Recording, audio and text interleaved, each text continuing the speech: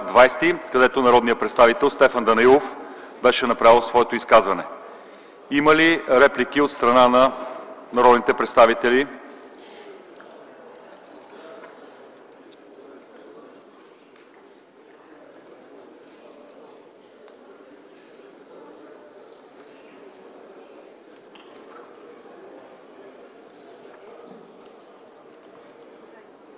Заповядайте.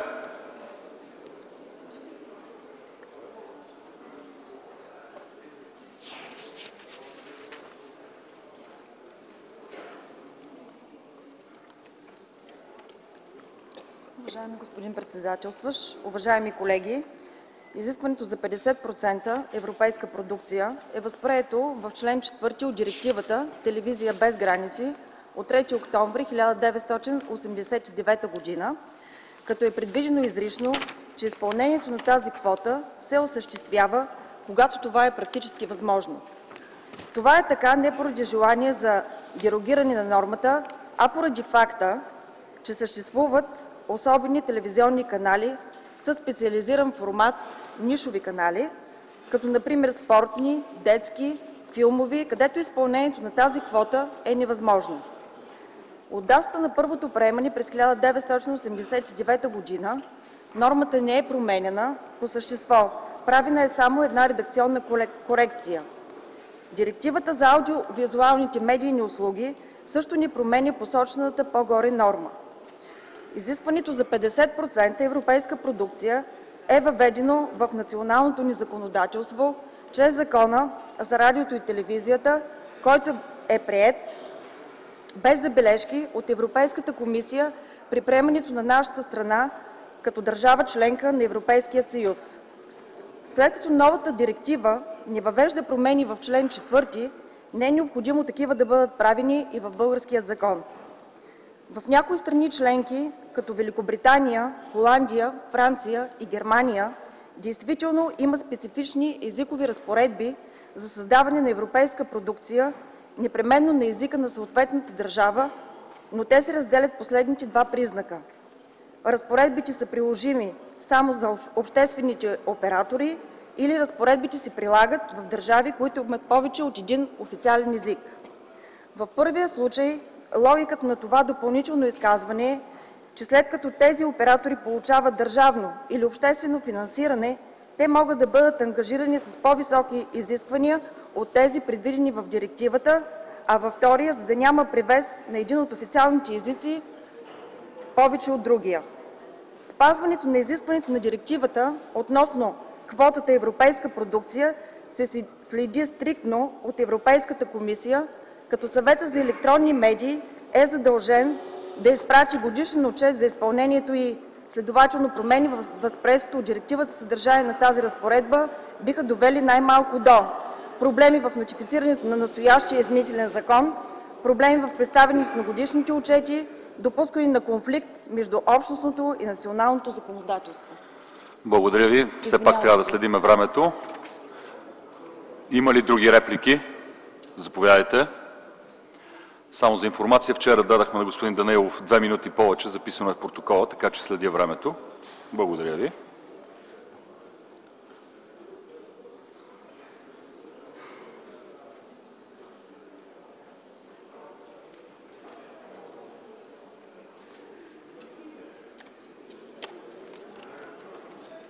Уважаеми господин председателстващ, уважаеми колеги! Моето изказване е относно 10% за европейска продукция, произведена от независими продуценти. Това е възприето в член 5 от Директивата „Телевизия без граници” 1989 г. и оттогава не е променяно.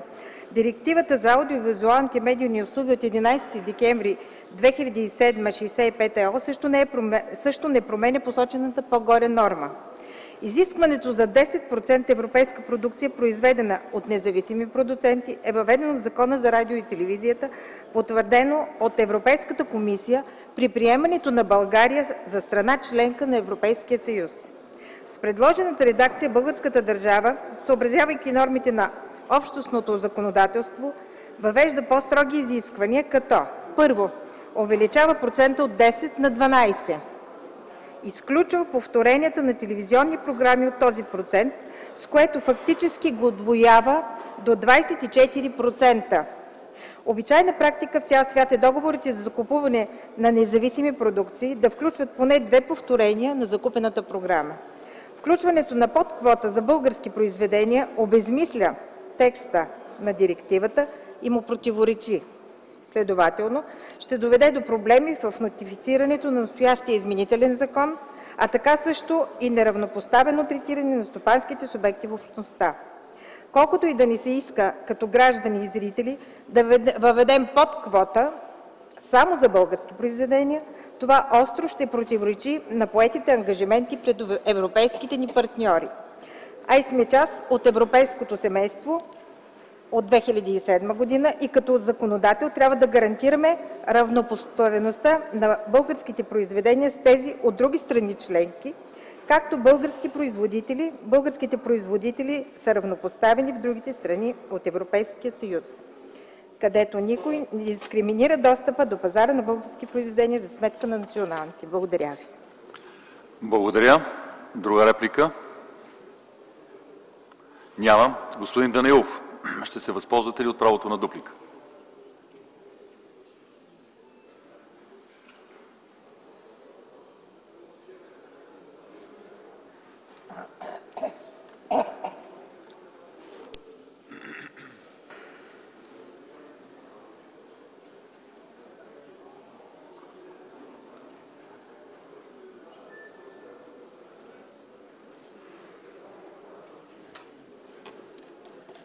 Аз не съм коментирал алинея 2 за 10, даже моето предложение беше 10%, а не 12%, но искам да отбележа, че случи се нещо странно.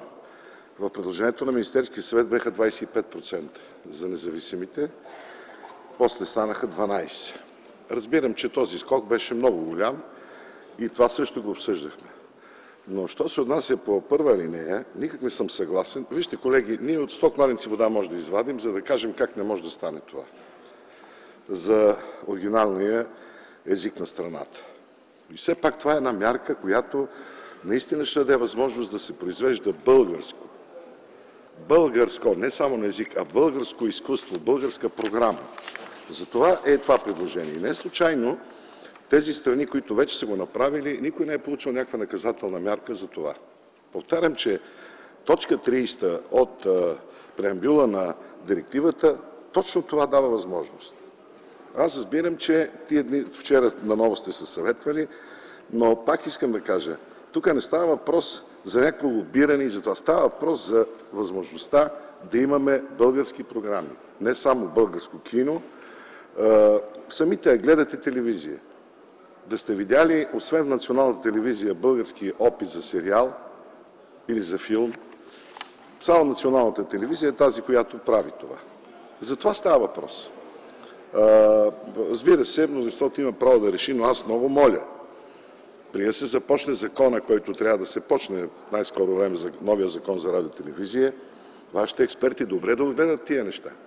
Значи на комисията беше поканена една госпожа, която е от, не знам от коя, от юридическите комисии и потвърди, че Франция и Испания са на своя език и имат квотно на езика на държавата. Френски и испански.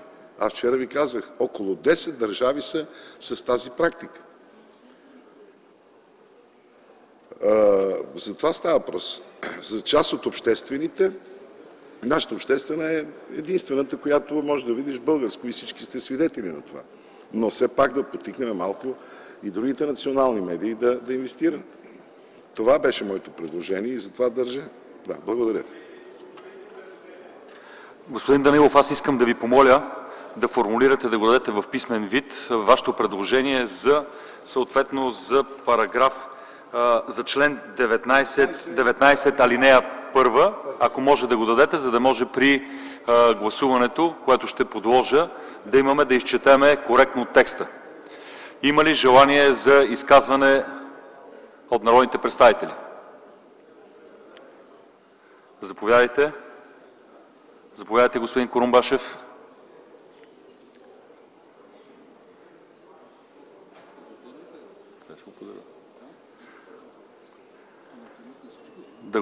господин Курумбашев с рождения ден от името на 41-то Народно събрание. И преди да започнете, да декларирате дали има конфликт на интереси. Да, попитаха ме, да ви кажа честно, съжалявам, че нямам конфликт на интереси. И бих се радвал, ако можех да произвеждам и днеска телевизия. Защото може би по някакъв начин човек все пак е сантиментален към това, което е правил, и за нас, хората, които примерно са правили едно време предаването Куку, са си мислили, че все пак това е един белег на независимостта и на символ на това, че нещо в България се променя. Даже тук сега в момента не го виждам господин Асен Агов, но да кажа и, че господин Асен Агов, например, докато беше генерален директор на Националната телевизия, нито един път не си е позволил да въздейства върху нашата редакционна независимост. От тук искам да започна и за своето изказване. Защо трябва да има българска телевизионна продукция? Трябва да има, защото всеки един от тези, които са телевизионни продуценти, е самостоятелна единица на свободата на словото в България. Това са хора като Нико Топарев, Димитър Митовски, Магърдич Халваджан, Иван Андрей, Евтим Милошев, Слави Трифонов, Тончо Токмакчиев и така нататък. Тези хора никога няма да може да ги съберете и да им кажете, че те трябва да имат единно политическо мнение. Тези хора никога няма да може да ги съберете и да им кажете, че трябва да отразят някакъв единен икономически интерес. И именно това е смисъла на независимия продуцент, и то на българския независим продуцент. Какво се случи между първо и второ четене? Премиера имаше мнението, че трябва да има квота за българска продукция. Дали е била голяма 25% или не, е втора тема. Но първото нещо, което се случи, че след като имаше предложение 50% европейска, от което 50% българска продукция, след това се оказа, че народните представители от БСП подкрепят предложението на правителството от ГЕРБ, излъчено от ГЕРБ, а народните представители от ГЕРБ не го подкрепят. Какви разговори се случиха между първо и второ четене, това бих го оставил за домашно. Но искам да ви кажа, че промяната, която беше записана от така наречената експертна група, нулира процента за българска продукция. От възможността да са 25%, в момента, така както е записано в предложението, са 0%, тъй като изискването е за 12% европейска продукция. Или условно казано, ако примерно имаме гръцки собственик на телевизия и той излъчи 12% гръцка продукция, може да каже: аз няма да излъчвам българска, аз съм изпълнил формално закона, гръцката продукция, например, европейска ли е? Европейска е. Имайте предвид, че въвеждането за изискване на национална продукция е изискване, което го има в много законодателства и, да речем, погледнете Централна Европа. Унгарците имат изискване за 50% унгарска продукция, чехите имат изискване за 30% чешка продукция. И това не противоречи на европейската директива, защото чешката продукция е европейска, унгарската продукция е европейска, българската също е европейска. Като цяло, като погледнете, ще видите, че може би и цялата директива е малко лобистка, защото казва, че 50% от продукцията трябва да е европейска.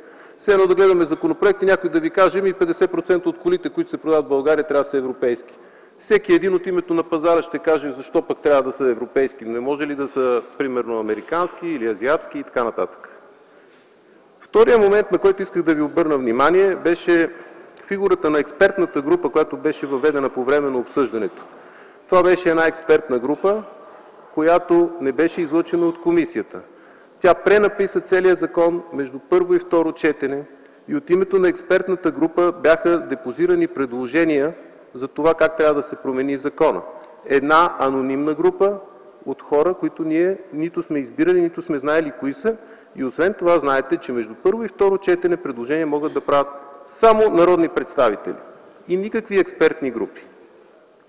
Даже се стигна до там, че представителя на този бизнес, чието интереси днеска ние ще утвърдим с този закон, седеше до уважаемата госпожа председателка като заместник-председател. Нещо, което аз не съм виждал в досегашната практика на която и да е парламентарна комисия. За справка, до председателя седят само заместник-председателите и избраните от народа. Ако не вярвате, погледнете зад мене. Така че поправката, например, да си има излъчване на официален език, погледнете предложението на Стефан Данаилов и моето. Има малка разлика, но така или иначе да има определен процент, който да е на официални за страната език, е нещо, което отново съществува и в по-старите демокрации, и в по-новите членки. Примерно в държави като Франция и Латвия. Това, което се случи, че просто не се случи никакво обсъждане между първо и второ четене, а абсолютно всички предложения на експертната група бяха гласувани и абсолютно всички странични предложения бяха отхвърлени. Не намирам за нормален такъв начин за работа, още повече, когато говорим за Закона за радио и телевизия. Благодаря ви. Реплики към господин Курумбашев?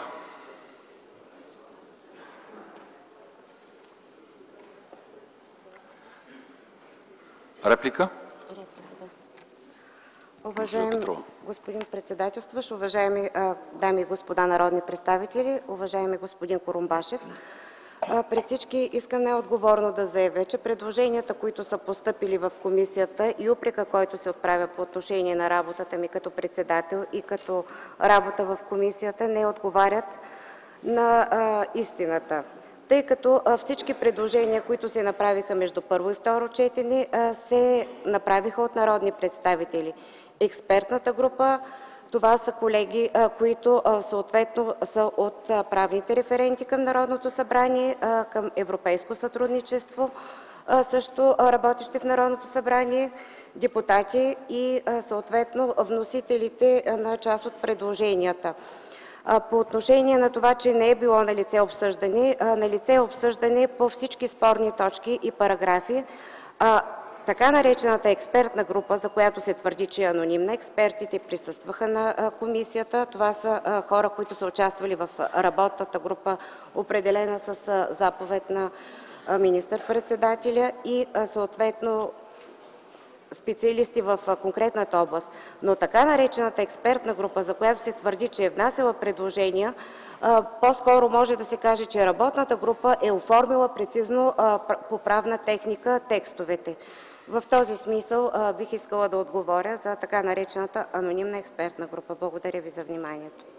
И това е в правомощията на председателя на всяка комисия да привлече работна група за работата по текстовете с цел по-оперативна работа. Още повече пред вас е самия законопроект за изменение на радиото и телевизията. Материята е сложна, обемна и именно това облекчи работата, за да може този законопроект да мине в рамките на 2 заседания – редовно и извънредно на комисията. Благодаря за вашето внимание. Втора реплика, заповядайте.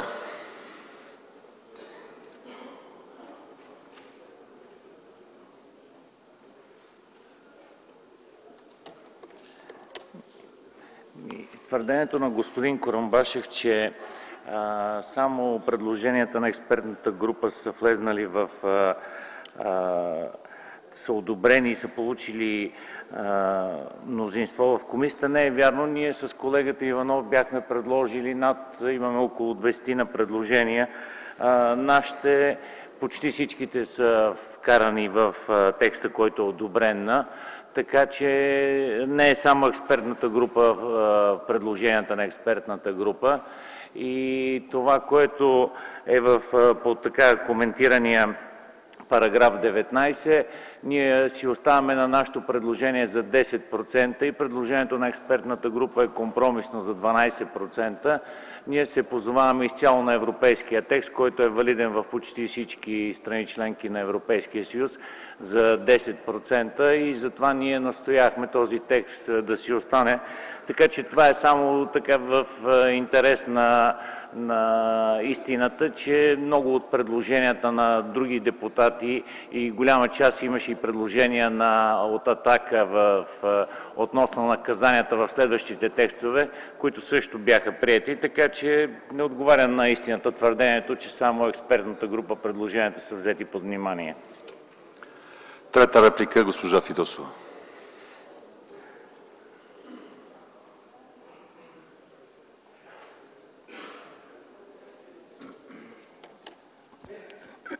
Уважаеми господин председателстващ, уважаеми колеги народни представители, уважаеми господин Курумбашев! И аз като Вас бях на едно от заседанията, на първото в постоянната комисия, която разглеждаше за второ четене този законопроект. Там имаше една много подробна дискусия по всички предложения по чл. 19а и Вие и аз участвахме много активно в нея. Това, което мога да направя като извод накрая, е, че нито продуцентите, които присъстваха там, имаше техни представители, нито операторите възразяваха по така предложения окончателен вариант на текста, който беше подкрепен по-късно с гласуване. Директивата казва не по-малко от 10%. Предложението е 12%. Тук няма драма.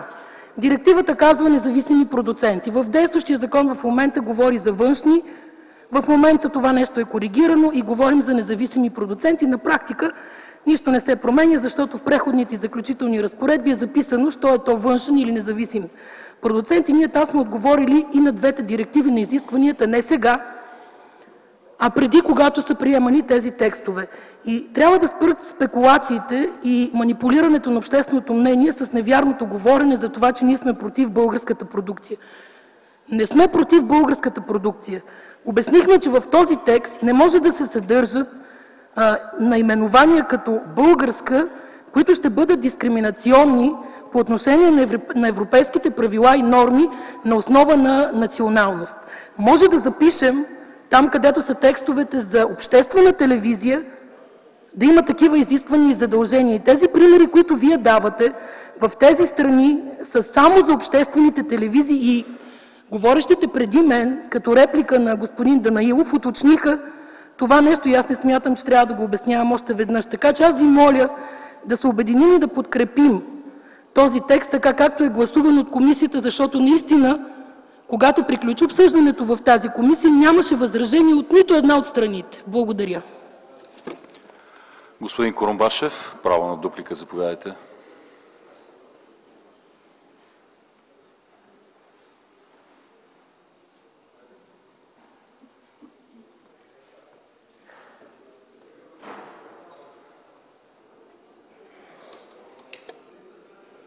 Уважаеми колеги, аз пък ви моля да подкрепим предложението на Министерския съвет. Не виждам нищо лошо да подкрепим предложението на Министерския съвет. То е излъчено от вас. И неговото предложение е абсолютно толкова хармонично с европейските норми, колкото и предложението на прочутата анонимна експертна група. Да ви кажа как се прави експертна група.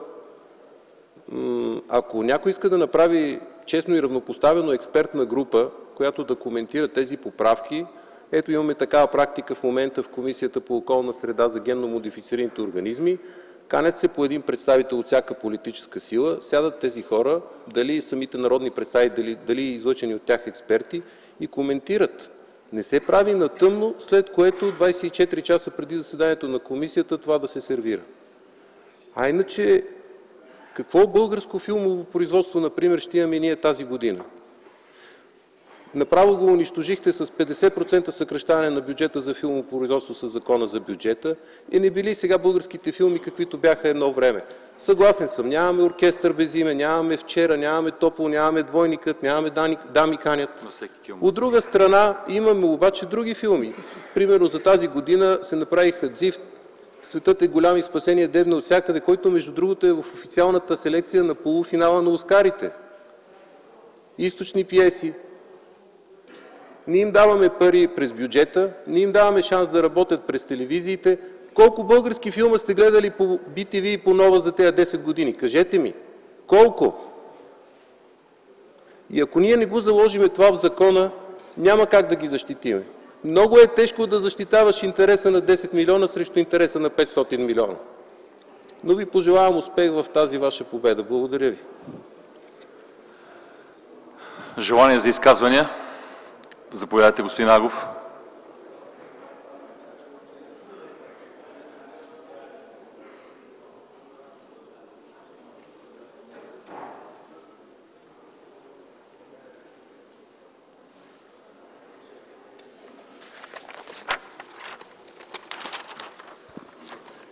Благодаря, господин председателю. Искам да подчертая, да, господин председателю, а не господин председателстващ, защото председателят е на заседанието.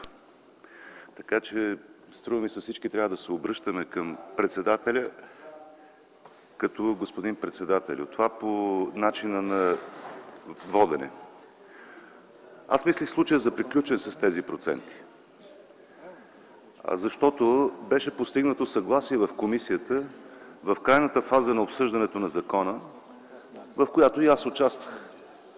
И моето впечатление беше, че тази експертна група подпомогна значително изготвянето на финализираните текстове. Тя не беше анонимна, хората участваха с имената си, дадоха своя принос и в крайна сметка се получи един добър резултат. И не виждам защо отново се подновява един дебат, който вече водихме в тая зала и който очевидно не доведе до нищо друго, освен до този финализиран текст. За онези, които искат 50% от програмата да бъде българска, защото толкова се получава в крайна сметка с повторенията, мога да кажа следното. Все едно да задължите италианския ресторант да има 50% в менюто си мешана скара ала Балкан турист. Или ресторант за суши също да има мешана скара ала Балкан турист. И това да стане с волята на законодателите, които, впрочем, с малки изключения не са никакви експерти по тези въпроси. И редно беше да искат съвета на експертите. Второ, понеже стана дума за това, че не съм посягал на независимостта на редакциите в времето, когато съм оглавявал Националната телевизия. Не съм го правил, защото дълбоко вярвам в свободната конкуренция. И защото смятам, че онзи, който е талантлив, който е способен, който има идеи, ще ги наложи тези идеи и не 25%, а вероятно, ако има повече такива таланти, българската програма ще бъде 50, 60, 70%. Защото има достатъчно проблеми в нашето всекидневие, които могат да бъдат разнищени, могат да бъдат обърнати в сценарии, могат да бъдат обърнати в филми и предавания, ако има достатъчно талантливи автори, които да напишат тези сценарии. И ако не ги мързи, разбира се.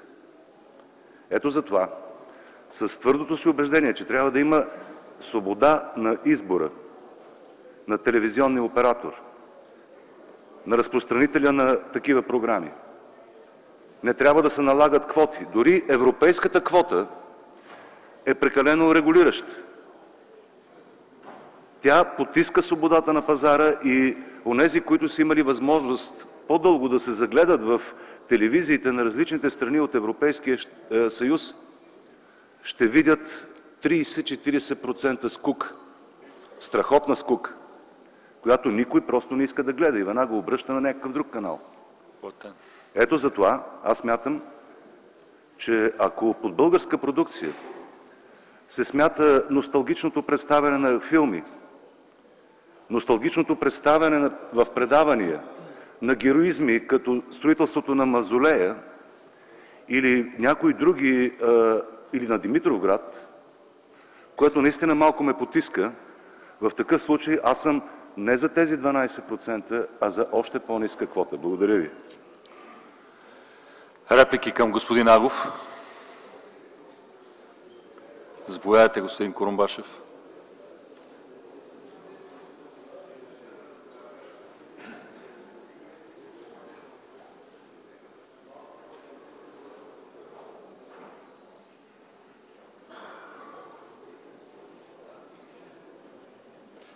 Аз съжалявам, че трябва да отправя реплика към един много уважаван от мене колега, с който сме работили дълги години.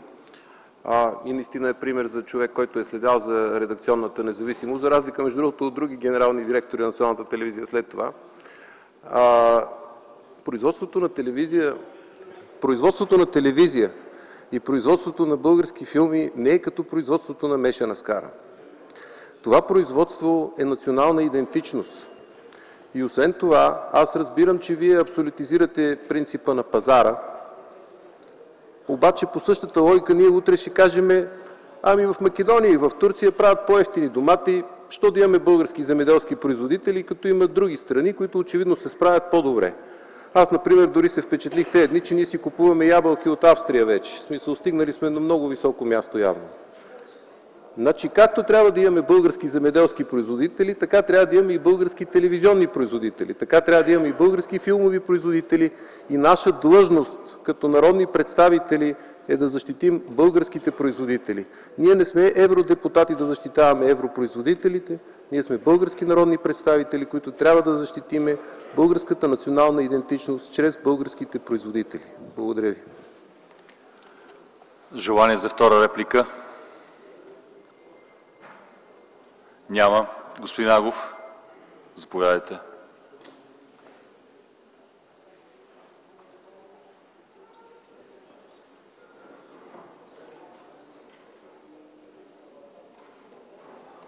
Благодаря, господин председателю. Ние в живота извън парламента можем много да се уважаваме с господин Курумбашев, но тук сме опоненти и ще спорим до край. И аз няма да премълча нищо, независимо от това как ценим един друг, себе си или останалите. Ще кажа само, че националната идентичност е непартийна идентичност. Тя е част от историята, която, освен Димитровград, е строила и лагери, в които са умирали хора.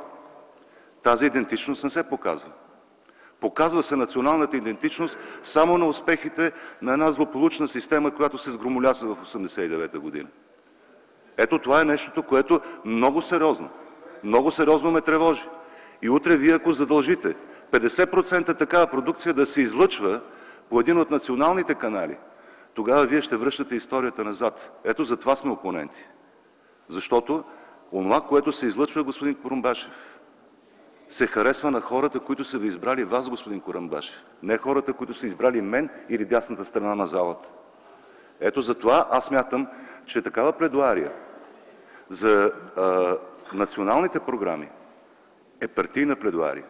И вие защитавате тесно партиен интерес. По тази причина аз смятам, че е абсолютно логично да се придържаме към европейските норми, защото в крайна сметка тези европейски норми имат своя цивилизационен характер за България. Желание за изказвания от народните представители?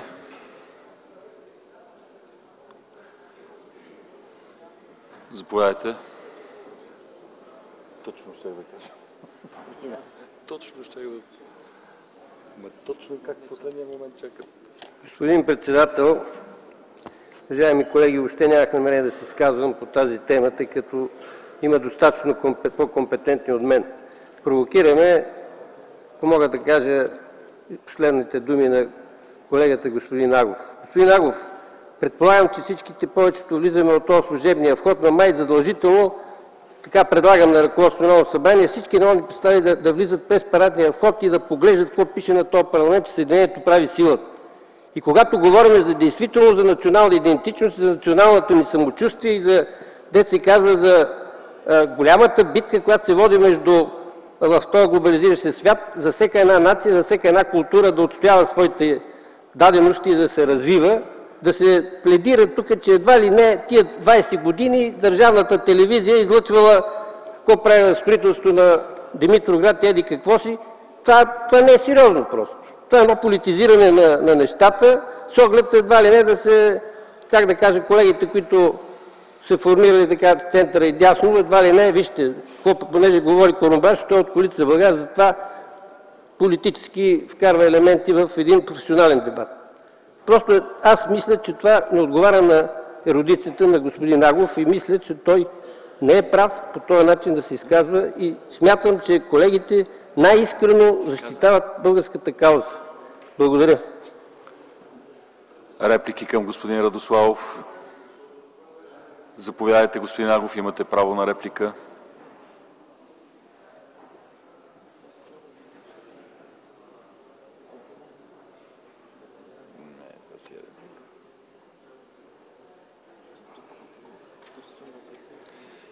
Господин председател, това майче ще бъде редуплика, нещо такова. Не знам дали има такъв термин в парламентарния живот, но тъй като очевидно това изказване беше реплика към моето изказване. И аз не мога да не реагирам. Точно така пише: Съединението прави силата.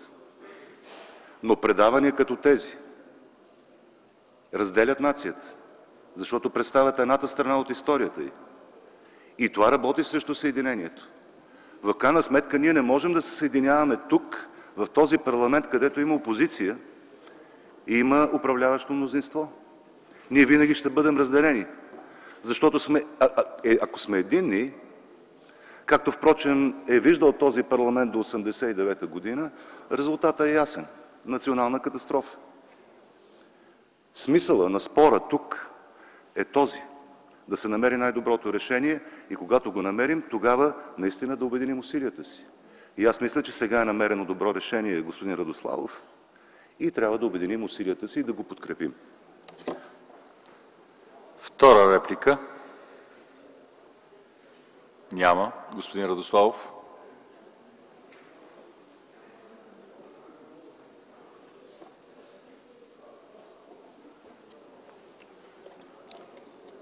Господин председател, господин Агов, колеги! Точно това е разликата, изглежда, в менталитета моя и вашия, в начина ни на разбиране като народни представители как да се държим. Аз мисля, че има каузи, които са общи за всички тук управляващи опозиция. Национални каузи, от които трябва да може да се обединиме.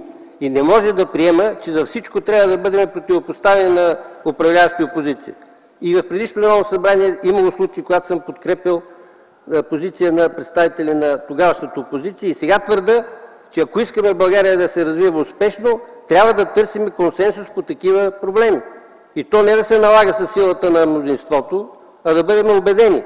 И когато ние действително се опитваме с аргументи да защитим своята теза, постоянно да се насажда това, че опозицията, виждате ли, трябва обязателно нищо от нея да не се приема. Аз не съм съгласен въобще за такъв тип отношения в българския парламент. То това казахте вие накрая. Защото си останем вечно, нали, едва ли не противопоставящи се. Има неща, за които трябва да може да се обединим.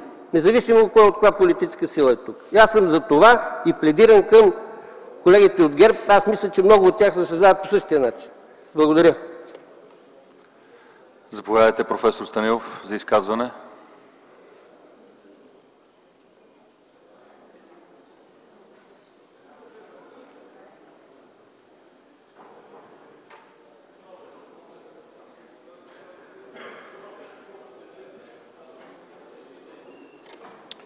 Уважаеми господин председател, уважаеми колеги! Този спор има и друг израз. Не е само това, за което спорят колегите отляво и отдясно. Първо, в изминалия период се показваше не само Димитровград, показаха се и лагери. Това са двете страни на едно и също нещо. Това се нарича бинарна опозиция, която не може едно без друго при един тоталитарен режим, който е отречен, който се разпадна сам по себе си и се оказа, че е нецелесъобразен. И по този въпрос е написано толкова много, че просто вече няма какво, както се казва, няма време да се чете. Но тук е проблема, който разискваме във връзка с закона, е следния: дали държавата да финансира производството на българската, произвеждащото българската култура и изкуство, или да не го финансира, да оставим книгите, филмите, телевизията и прочее на решенията на пазара. Нали? Така излезе в края на краищата, за това спорим. Значи, това лежи в основата на това, за което ние спорим. Това лежи в основата. За това, за което ние спорим. Дали държавата да дава повече пари или да дава по-малко пари и да оставим на пожерание зверей, както казват руснаците, тази дейност. Тук въпросът във всички европейски държави е решен последния начин. В европейските държави, които са примерно под 10 милионно население, държавната власт дава повече пари на писателите, на художниците, по всякакви програми, по всякакви начини, на кинодейците, на телевизията и така нататък. Защото в тези държави, които близо... Изчислено е, между другото, че над 20 милионно население, един писател с писане на книги може да се издържа. Под 20 милионно население, какъвто да му е пазарния успех, не може да се издържа. Тоест той трябва да работи и друго нещо. И затова и на много места намират се всевъзможни форми и програми това да се финансира. Това искам да ви кажа. А що се касае до политическия израз на културата, тя винаги е следвала властта. Такъв е нейният характер. И когато една власт е отдясно, тя, въпреки своята обективност, ще завива неволно, подсъзнателно надясно. Когато властта е отляво, ще завива наляво и така нататък. Затова аз мисля, че този спор не е много съществен за случая. И в изминалото време се показваха всякакви работи, особено в България. В другите държави не е така изострено противопоставянето на тези неща, но при нас е така, такъв е характера на нацията, такъв е културният модел. Благодаря ви за вниманието. Реплики към господин Стоилов? Реплика? Господин Курумбашев, заповядайте.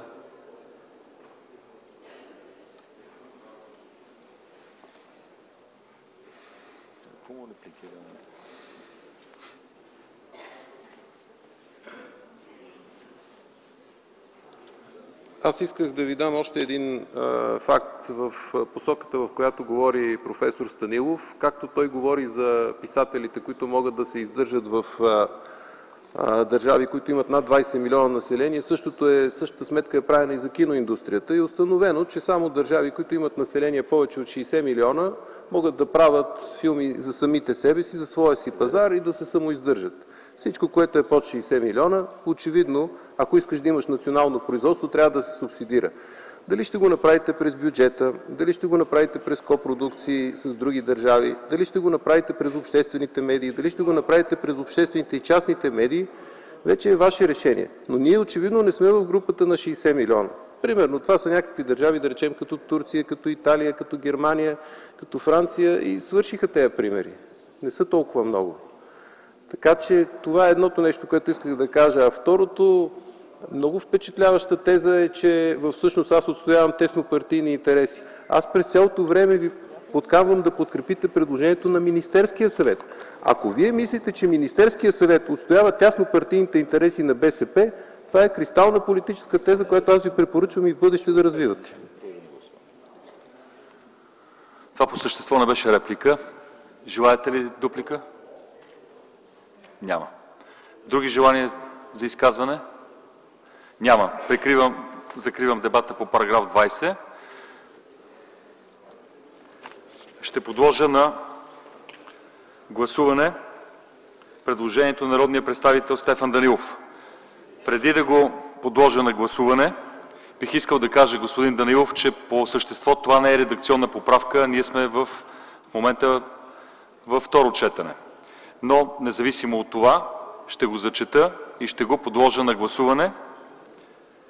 Член 19. Най-малко 50 на 100 от общото годишно програмно време на телевизионните програми, като се изключват новините и спортните предавания, телевизионните игри, рекламите, телетекстът и телевизионният пазар, трябва да е предназначено за европейски предавания, от които не по-малко от 25 на 100 са създадени на официалният език на страната, когато това практически е възможно. Надявам се, текстът коректно беше прочетен. Уважаеми народни представители, подлагам на гласуване предложението, което направи народният представител Стефан Данаилов. Моля, гласувайте.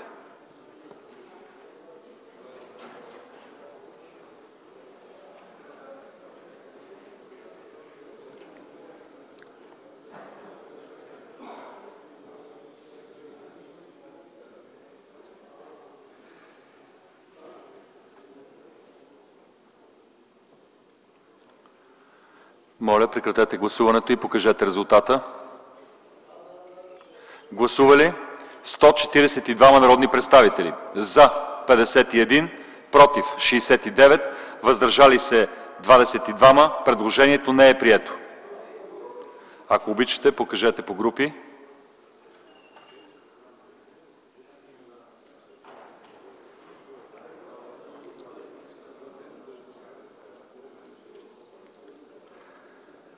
Благодаря. Ще подложа гласуването на народния представител Петър Курумбашев. Комисията не подкрепя предложението. Моля народните представители да гласуват.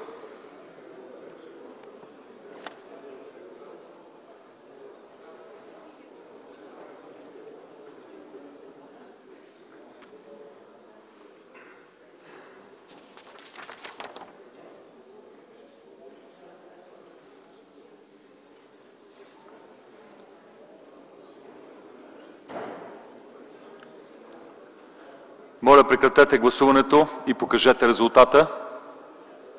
Гласували 141 народни представители: за 50, против 79, въздържали се 12. Предложението не е прието. Покажете по групи.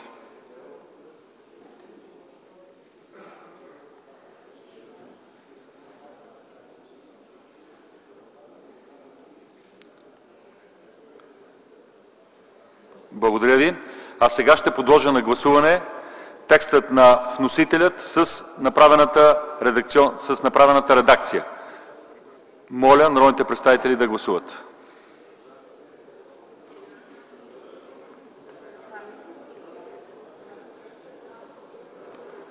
Гласуваме параграф 20 с предложения текст от комисията.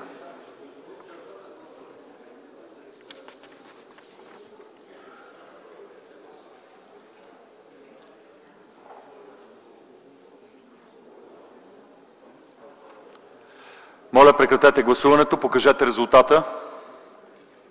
Гласували 140 народни представители: за 91, против 15, въздържали се 34. Предложението е прието. Председателката да продължи. Параграф 21. Моля, покажете го по групи.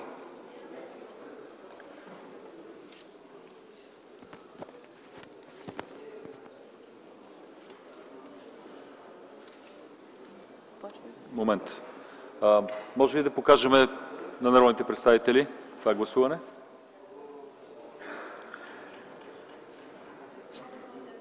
Технически не може да бъде показано. После ще може да направите справка от протокола. Имате думата. Параграф 21. Комисията подкрепя текста на вносителя за параграф 21. Има ли желание от народните представители за отношение по параграф 21? Няма. Моля народните представители да гласуват. Предложение. Тук трябва да изчетем и другото предложение.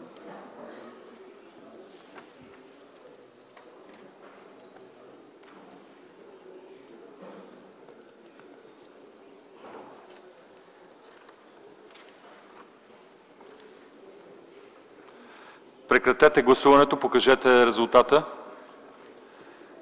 Гласували 127 народни представители: за 109, против 2, въздържали се 16. Предложението е прието.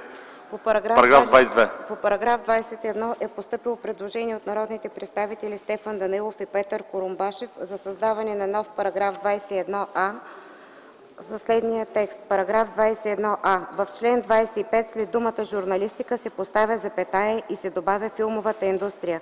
Комисията не подкрепя предложението. Желание за изказване? Господин Курумбашев, заповядайте.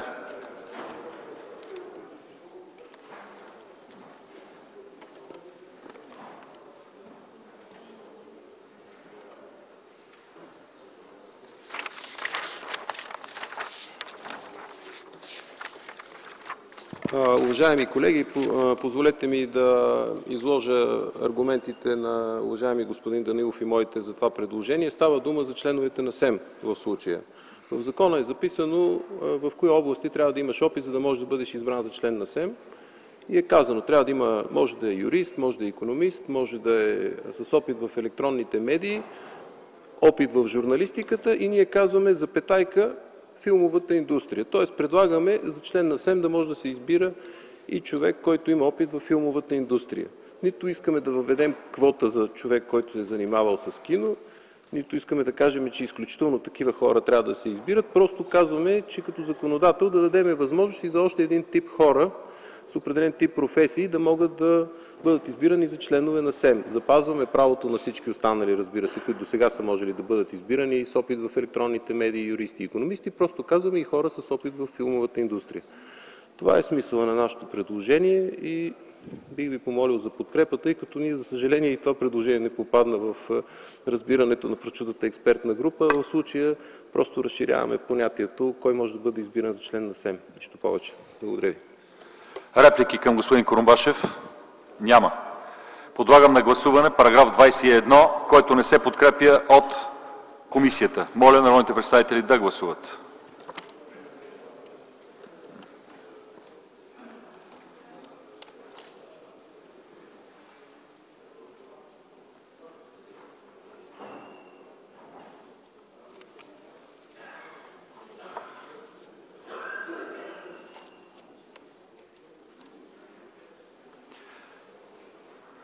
Преустановете гласуването. Покажете резултата.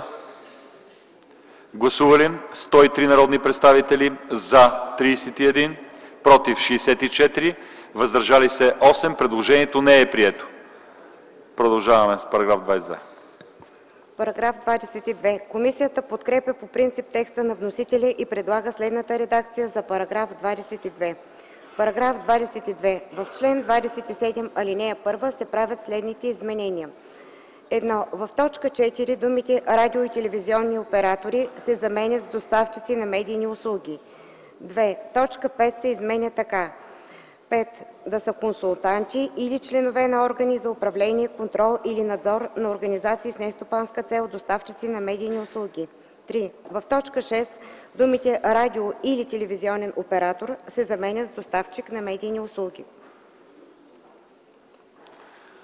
Изказвания? Няма.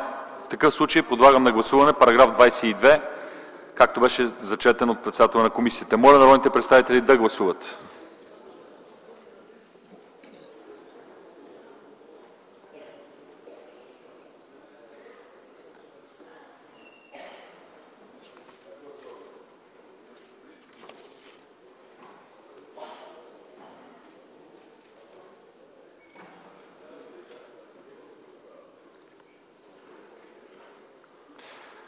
Прекратете гласуването. Моля, покажете резултата.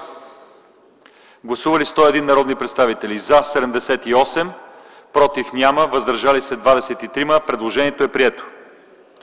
Параграф 23 и параграф 24. Комисията подкрепя текста на вносителя за параграф 23 и параграф 24. Има ли желание за изказване от народните представители? Няма. Подлагам на гласуване параграф 23 и 24. Моля, гласувайте.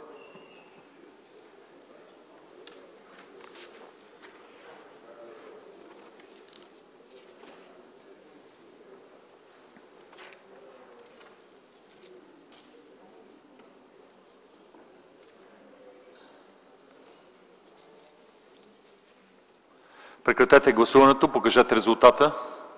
Гласували 100 народни представители: за 83, против няма, въздържали се 17. Предложението е прието. По параграф 25 са постъпили предложения от народния представител Калина Крумова. Комисията подкрепя по принцип предложението. Постъпило е предложение от народните представители Иван Иванов и Михаил Михайлов. Комисията подкрепя по принцип предложението. Комисията подкрепя по принцип текста на вносителя и предлага следната редакция на параграф 25. Параграф 25. В чл. 32 се правят следните изменения и допълнения. 1. В ал. 1: а. В т. 1 думите „радио- и телевизионните оператори” се заменят с „доставчиците на медийни услуги”. б. В т. 4 думите „радиото и телевизията” се заменят с „медийните услуги”. в. В т. 7 думите „радио- и телевизионните оператори” се заменят с „доставчиците на медийни услуги” и думата „програми” се заменя с „медийни услуги”. г. В т. 10 думите „радио- и телевизионна дейност” се заменят с „медийните услуги”. д. Точка 12 се изменя така: 12. Може да издава задължителни указания на доставчиците на медийни услуги за спазване на изискванията на чл. 33. Точка 16 се изменя така: 16. Води публичен регистър на: а. радио-телевизионни програми, които се разпространяват чрез кабелни електронни съобщителни мрежи, сателит и електронни съобщителни мрежи за наземно цифрово радиоразпръскване; б. радио- и телевизионни програми, които се разпространяват чрез налични и/или нови електронни съобщителни мрежи за наземно аналогово радиоразпръскване; в. медийни услуги по заявка; г. предприятия, които разпространяват български и чуждестранни програми; ж. В т. 18 думите „радио- и телевизионната дейност” се заменят с „медийните услуги”. 2. Алинея 4 се изменя така: (4) Съветът за електронни медии и доставчиците на медийни услуги ежегодно сключват споразумение за защита на децата от съдържание, насочено към увреждане на тяхното физическо, умствено и морално развитие, което съветът изпраща в 7-дневен срок от подписването му на Държавната агенция за закрила на детето.” 3. Създава се ал. 5: „(5) Съветът за електронни медии предоставя на Комисията на ЕО и на независимите регулаторни органи на държавите – членки на Европейския съюз, в областта на медийните услуги информация, необходима за прилагане на Директива 89/552/ЕО на Съвета.” Има ли желание у народните представители за изказване? Няма. В такъв случай подлагам на гласуване параграфа 25. Моля народните представители да гласуват.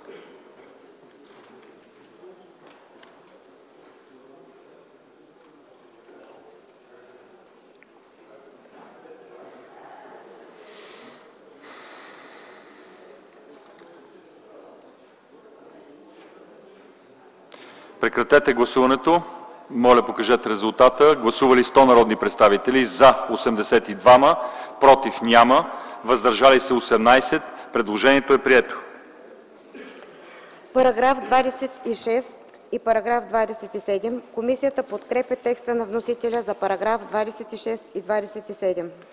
Има ли желание у народните представители за изказване? Няма. Подлагам на гласуване параграф 26 и параграф 27. Моля народните представители да гласуват.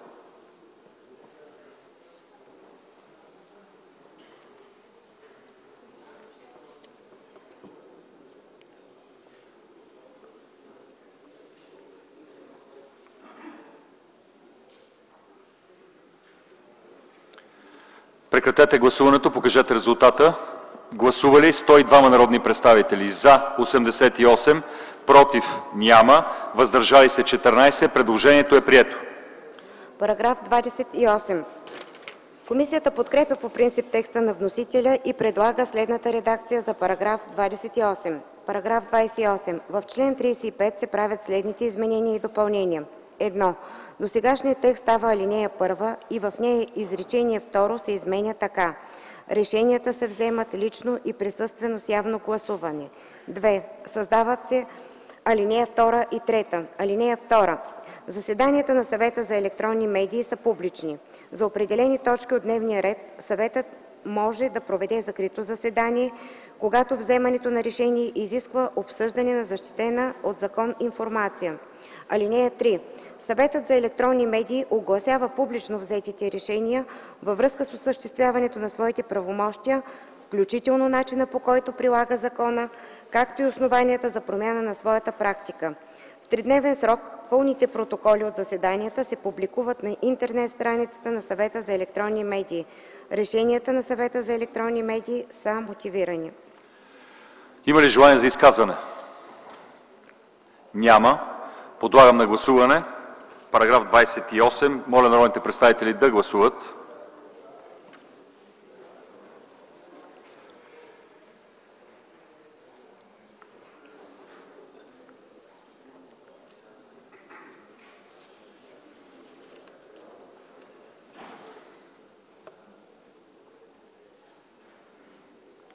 Прекратете гласуването, покажете резултата. Гласували 103 народни представители: за 85, против няма, въздържали се 18. Предложението е прието. Параграф 29. Комисията подкрепя текста на вносителя за параграф 29. Има ли желание за изказване? Няма.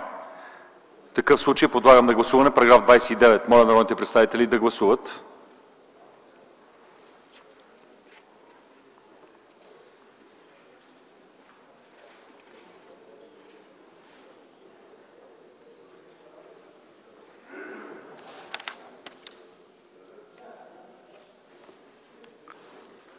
Прекратете гласуването, покажете резултата. Гласували 101 народни представители: за 84, против няма, въздържали се 17. Предложението е прието. Параграф 30. Постъпило е предложение от народния представител Калина Крумова. Комисията подкрепя предложението. Комисията подкрепя по принцип текста на вносителя и предлага следната редакция на параграф 30. Параграф 30. Член 39 се изменя така: Член 39, алинея 1. Съветът за електронни медии предоставя за обсъждане в Народното събрание отчет за дейността си не по-късно от 31 октомври за първото полугодие и 31 март за второто полугодие на предходната година и го публикува на страницата си в интернет. (2) Съветът за електронни медии ежемесечно издава информационен бюлетин, в който се публикуват взетите решения и актуални статии по проблемите на аудиовизуалната култура, резултатите от мониторинга на доставчиците на медийни услуги, както и проучванията на общественото мнение, поръчани от Съвета за електронни медии, създадените актове за установяване на административни нарушения, наказателните постановления и постановените при тяхното оспорване съдебни решения. Бюлетинът се публикува на страницата на Съвета за електронни медии в интернет. Желание за изказване? Няма. Подлагам на гласуване параграф 30. Моля народните представители да гласуват.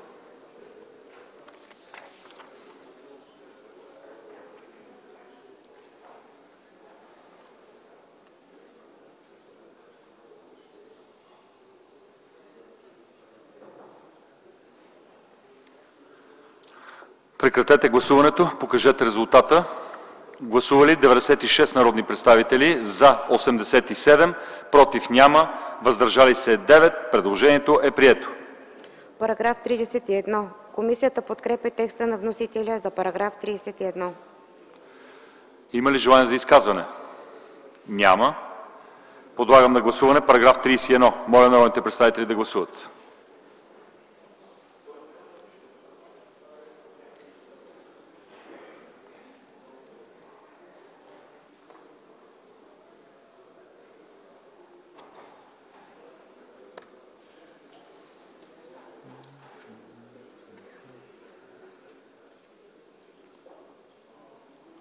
Прекратете гласуването. Покажете резултата.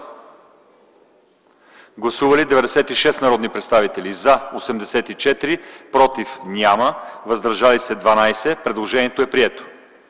Параграф 32. Комисията подкрепя по принцип текста на вносителя и предлага следната редакция за параграф 32. Параграф 32. В чл. 45 се правят следните изменения. 1. В ал. 1 думите „радио и телевизионни” се заменят с „медийни”. 2. В ал. 3 думите „електронна съобщителна мрежа” се заменят с „електронни съобщителни мрежи”. Желание за изказване? Няма. Подлагам на гласуване параграф 32. Моля народните представители да гласуват.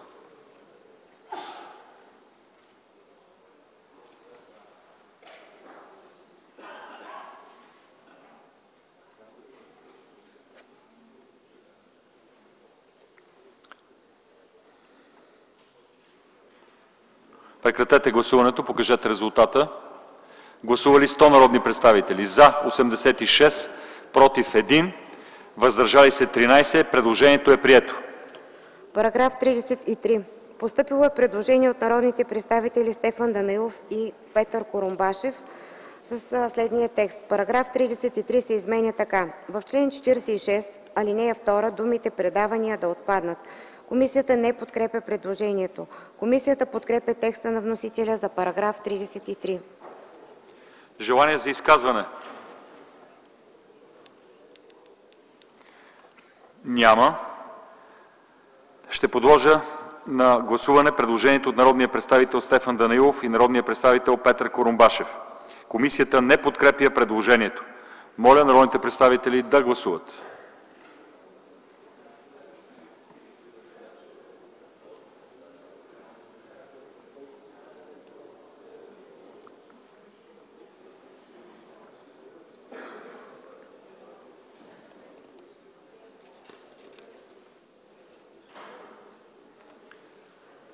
Прекратете гласуването. Покажете резултата. Гласували 96 народни представители: за 26, против 62, въздържали се 8. Предложението не е прието. Сега ще подложа на гласуване текста на вносителя. Моля народните представители да гласуват.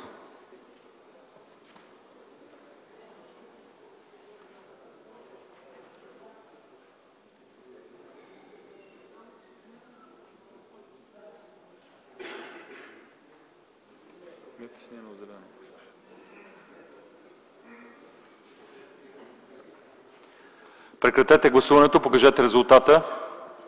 Гласували 98 народни представители: за 80, против 1, въздържали се 17. Предложението е прието. Параграф 34. Комисията подкрепя текста на вносителя за параграф 34. Желание за изказване? Няма. Гласуваме параграф 34. Моля народните представители да гласуват.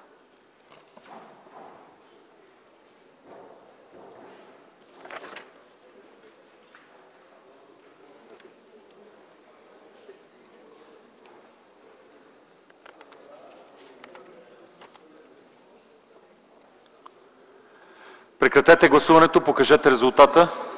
Гласували 95 народни представители: за 80, против 1, въздържали се 14. Предложението е прието. Параграф 35. Постъпили са предложения от народния представител Стефан Данаилов и народния представител Петър Курумбашев. Предложението е оттеглено. Предложението от народния представител Иван Иванов и Михаил Михайлов. Комисията подкрепя предложението.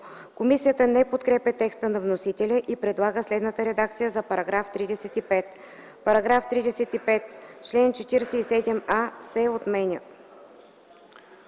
Желание за изказване? Няма. Моля народните представители да гласуват. Параграф 35.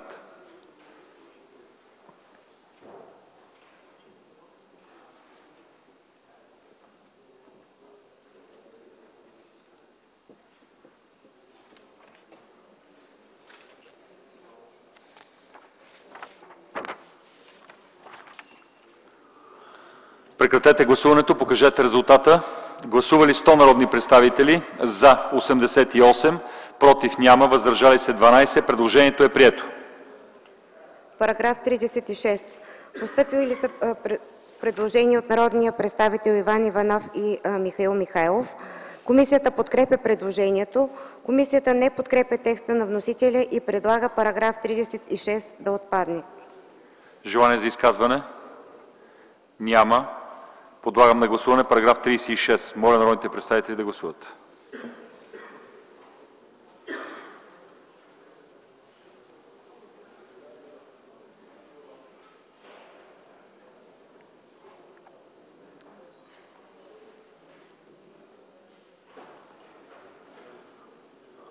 Прекратете гласуването. Моля, покажете резултата. Гласували 94 народни представители: за 71, против 6, въздържали се 17. Предложението е прието. Параграф 37. Комисията подкрепя текста на вносителя за параграф 37, който става параграф 36. Има ли желание за изказване? Няма. Моля народните представители да гласуват.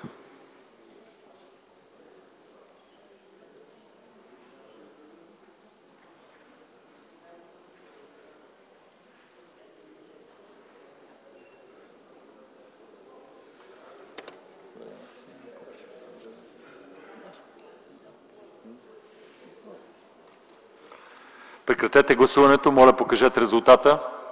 Гласували 98 народни представители: за 86, против няма, въздържали се 12. Предложението е прието. Параграф 38. Комисията подкрепя текста на вносителя за параграф 38, който става параграф 39. Постъпило е предложение от народните представители Стефан Данаилов и Петър Курумбашев. Предложението е оттеглено. Има ли желание за изказване? 37, да. Няма желание. Моля народните представители да гласуват.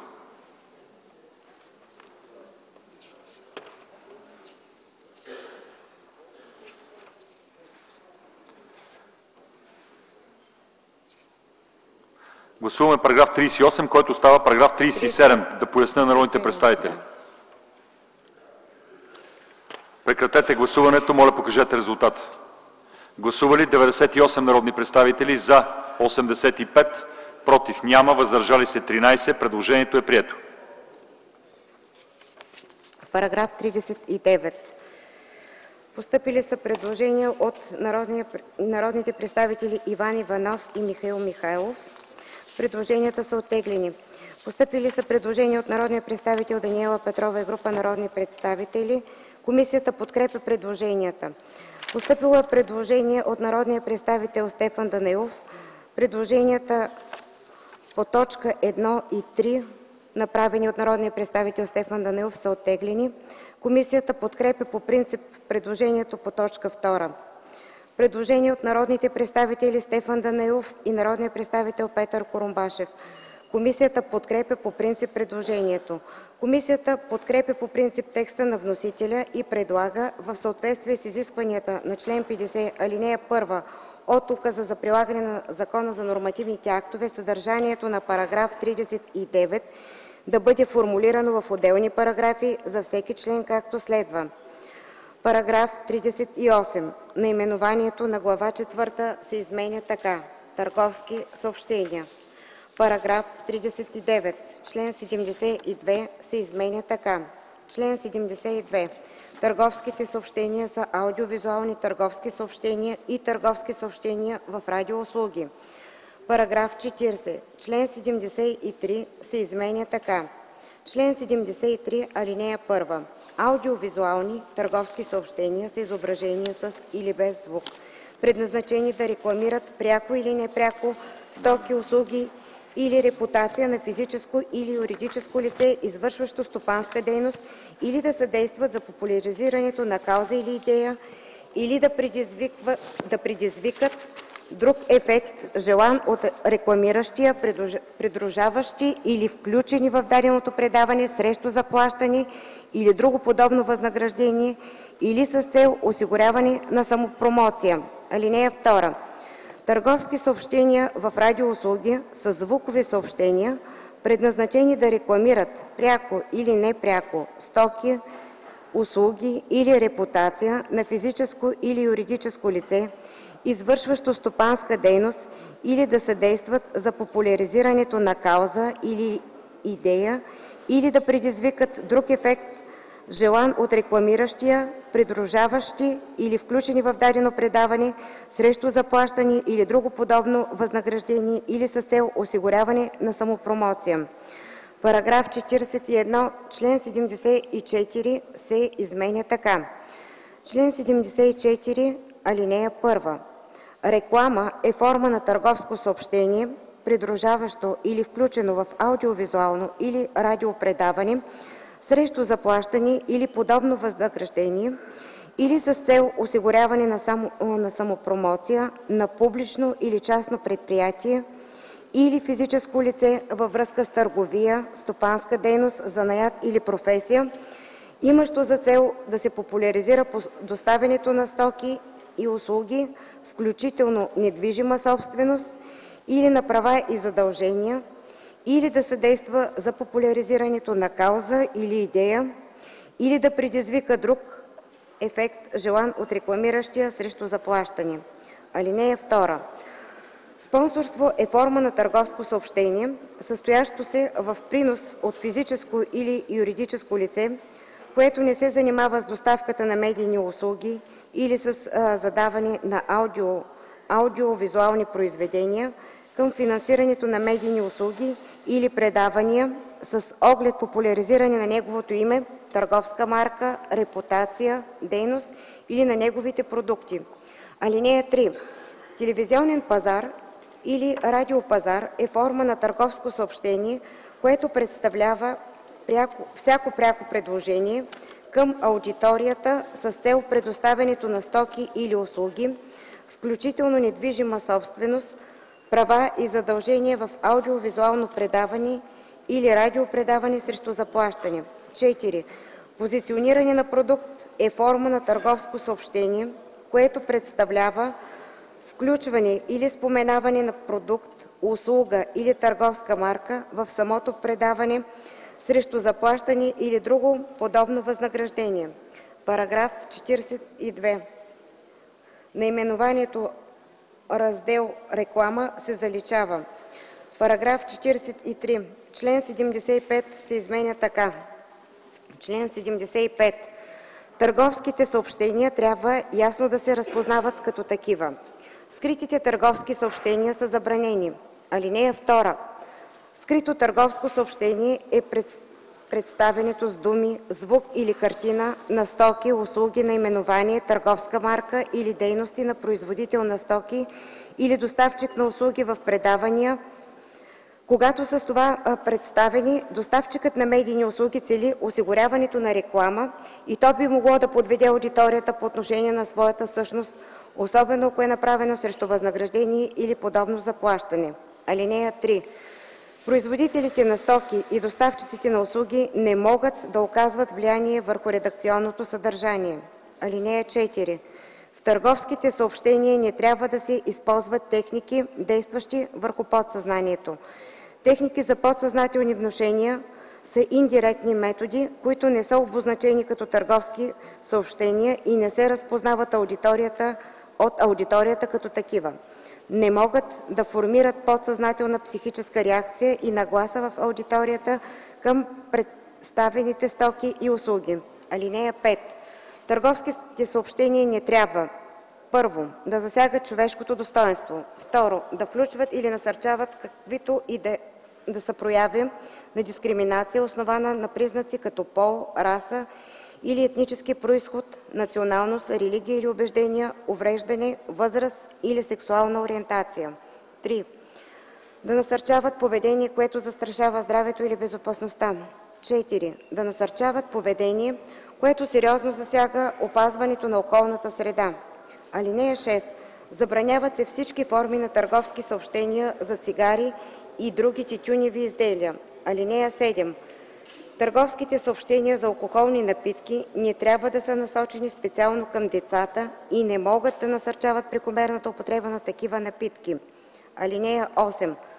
Забраняват се търговските съобщения за лекарствени продукти, които се отпускат само по лекарско предписание, или за лечение, което се назначава само по лекарско предписание, с изключение на случаите по чл. 248 от Закона за лекарствените продукти в хуманната медицина. Алинея 9. Търговските съобщения не трябва: първо, да създават опасност за физическа или морална вреда на децата; второ, да убеждават пряко децата да закупят или да вземат под наем продукт или услуга, използвайки тяхната неопитност или доверчивост; 3. да насърчават децата пряко да убедят родителите си или други лица да закупят рекламираните стоки или услуги; 4. да употребяват да злоупотребяват със специалното доверие, което децата имат в своите родители, учители или други лица; 5. да показват безпричинно децата в опасни ситуации. Параграф 44. Член 76 се изменя така: Чл. 76. Алинея 1. Доставчиците на медийни услуги изготвят като част от етичния си кодекс правила по отношение на търговски съобщения, придружаващи или включени в детски предавания за храни и напитки, съдържащи хранителни съставки и вещества с мазнини, трансмастни киселини, сол, натрий и захар, чието прекомерен прием в хранителния режим не е препоръчителен. Алинея 2. Доставчиците на медийни услуги се задължават да спазват нормите на Етичния кодекс на българските медии, разработен от Фондация Национален съвет за журналистическа етика, и националните етични правила за реклама и търговска комуникация, разработени от Сдружение Национален съвет за саморегулация. Параграф 45. Член 77 се изменя така: Член 77. Не се допуска разпространяването на търговски съобщения, съдържащи порнография или подтикващи към насилие и незачитане на човешкото достойнство, както и към поведение, което нарушава обществения ред и общоприетите морални норми. Не се допускат търговски съобщения с еротично съдържание с участието на децата или предназначени за тях. Параграф 46. Член 78 се изменя така: Член 78. Доставчиците на медийни услуги уреждат сключването на търговски съобщения в медийните услуги с писмени договори. Параграф 47. Член 79 се изменя така: Чл. 79. Доставчиците на медийни услуги съдействат на Съвета за електронни медии за стриктното прилагане на закона, като при мотивирано искане му предоставят необходимите данни и документи за нуждите на регулирането. Параграф 48. Член 80 се изменя така. Член 80. Алинея 1. В търговските съобщения не могат да се използват герба, знамето и химнът на Република България, както и гласовете и образите на действащи журналисти, водещи на новини. Алинея 2. Лицата по алинея 1 могат да участват в популяризирането на кауза или идея. Параграф 49. Член 81 се изменя така. Член 81.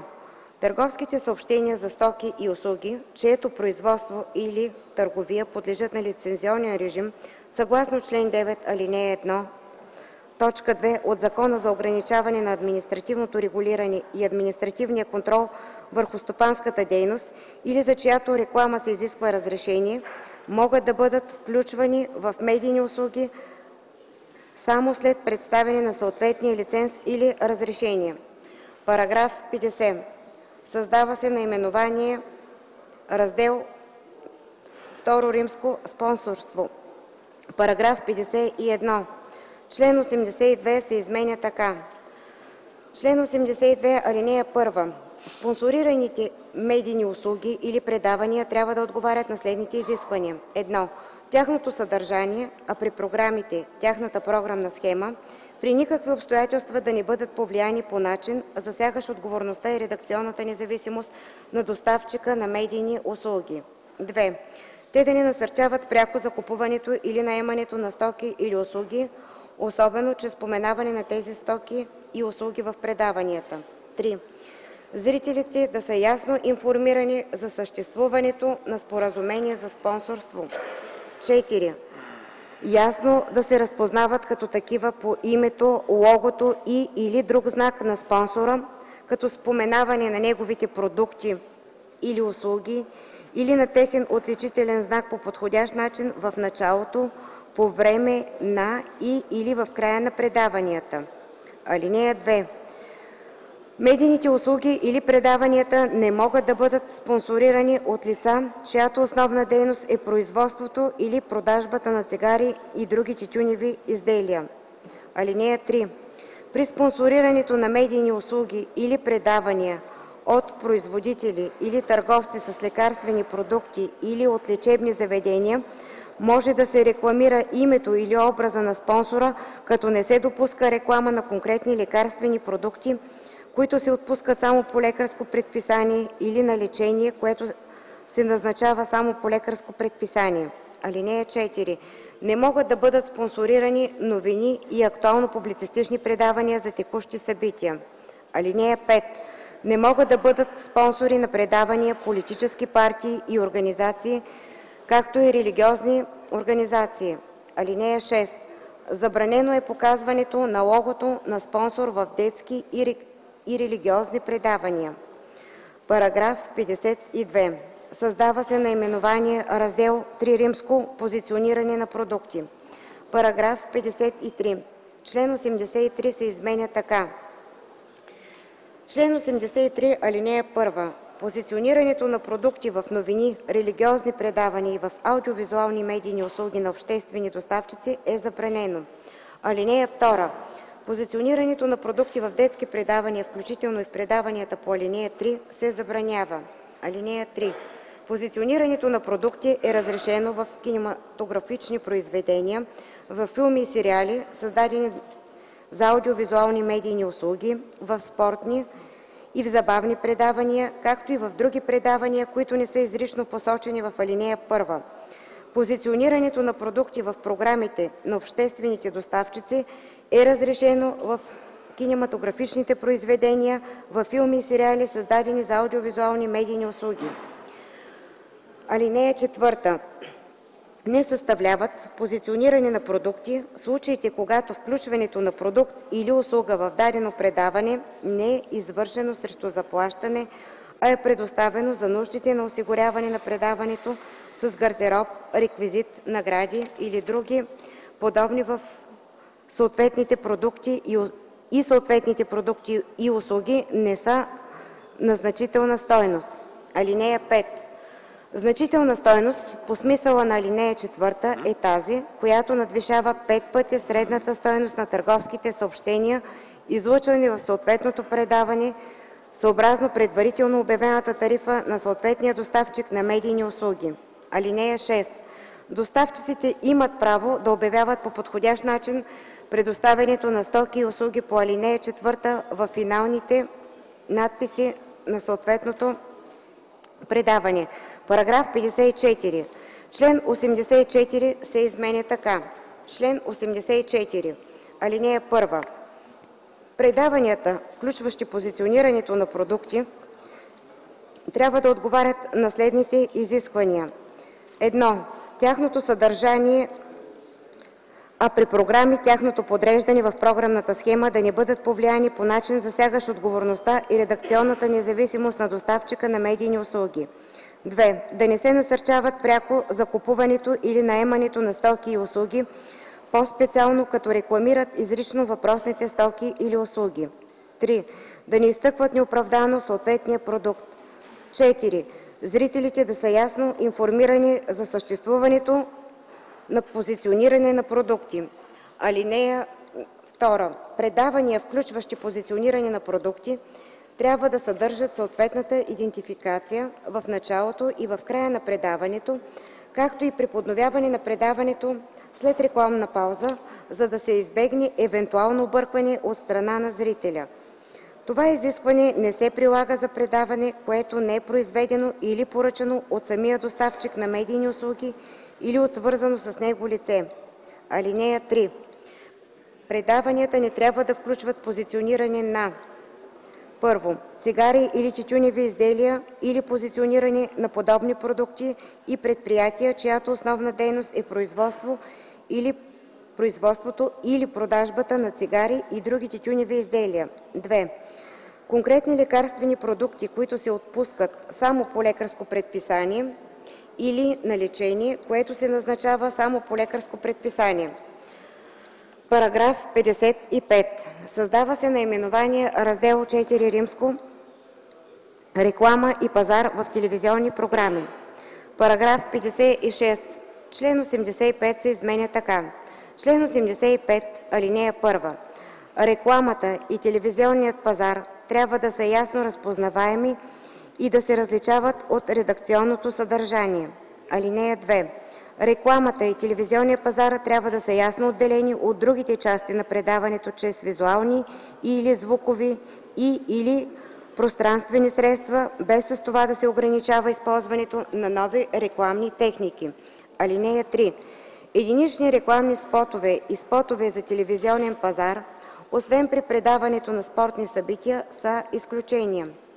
§ 57. Член 86 се изменя така: Чл. 86. (1) Когато рекламни и телепазарни спотове са разположени по време на предаванията, те не трябва да нарушават целостта на предаванията предвид естествените интервали, продължителността на естеството им и правата на носителите на права. (2) Филми, създадени за телевизията, с изключение на отделни сериали и документални филми, кинематографични произведения и новинарски предавания, могат да бъдат прекъсвани от реклама и/или пазар по веднъж на всеки период с програмирана продължителност от най-малко 30 минути.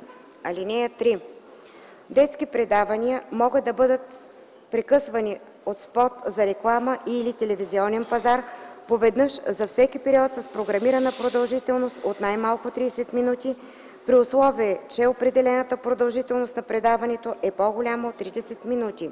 (4) Излъчването на реклама или телевизионен пазар не се допускат по време на национални чествания и религиозни служби. (5) Не се допускат платени репортажи в новини. § 58. Член 87 се изменя така: Чл. 87. Забранява се телевизионният пазар на лекарствени продукти, за които се изисква разрешение за употреба съгласно Закона за лекарствени продукти в хуманната медицина, както и телевизионен пазар на лечебна дейност. Параграф 59. Член 88 се изменя така: Член 88. Рекламата и телевизионния пазар на алкохолни напитки не трябва: първо, да бъдат насочени конкретно към деца или в частност да представят деца, употребяващи тези напитки; 2. да правят връзка между употребата на алкохол и по-високи постижения или управлението на моторни превозни средства; 3. да създават впечатлението, че употребата на алкохол допринася за социален или сексуален успех; 4. да съдържат твърдение, че алкохолът има терапевтични качества или че има стимулиращ или успокояващ ефект, или че може да решава лични конфликти; 5. да насърчават прекалената употреба на алкохолни напитки или да представят въздържането или умереността в отрицателна светлина; 6. да подчертават, че високото алкохолно съдържание е положително качество на напитките. Параграф 60. Член 89 се изменя така: Член 89, алинея 1. Делът на рекламните спотове и спотовете за телевизионен пазар в даден едночасов период не може да надхвърля 12 минути. Алинея 2. Алинея 1 не се прилага за съобщения, направени от оператора във връзка с неговите собствени програми, предавания и допълнителни продукти, свързани с тези предавания, промоция на европейски филми, както и за призиви за благотворителност и обществено полезни каузи. Параграф 61. Член 90 се изменя така: Член 90, алинея 1. Общото времетраене на рекламата за всяка отделна програма не може да надвишава: 1. за БНТ 15 минути на денонощие и 4 минути на час; за БНР 2 6 минути на час. Алинея 2. Българската национална телевизия има право да използва до 1/3 от общия обем от рекламното време за денонощието в часовия пояс от 19 до 22:00 часа. Алинея 3. В програмите на извънстоличните центрове на БНР и БНТ, предназначени за регионално разпространение, общото времетраене на рекламата не може да надхвърля 6 минути на час. Алинея 4. Ограниченията по алинея 1 и 2 не се отнасят до рекламата, включена в предаванията по време на отразяване на прояви на изкуството, културата и спорта с общо национално и международно значение. В този случай за времетраенето на рекламата се прилагат общите разпоредби. Параграф 62. Член 91 се изменя така: Член 91. Прозорците на телевизионен пазар трябва да са ясно разпознаваеми като такива чрез визуални и звукови средства и да са с минимална непрекъсваема продължителност 15 минути. Параграф 63. Член 99 се изменя така: Член 92, алинея 1. Разпоредбите на разделите Първо римско, Второ римско и Трето римско се прилагат съответно за телевизионни програми, посветени включително на реклама и телевизионен пазар, както и за телевизионни програми, посветени изключително на самопромоция, като разпоредбите се тълкуват и прилагат съобразно естеството и характера на тези програми. Алинея 2. Разпоредбите на член 86, алинея 1 относно спазването на авторските и сродните им права, на алинея 4 и 5, член 87 и 88 се прилагат съответно и за рекламата в радио и за радиопазара. Има ли желание за изказване от народните представители? Няма. В такъв случай ще подложа на гласуване параграф 39. Моля народните представители да гласуват.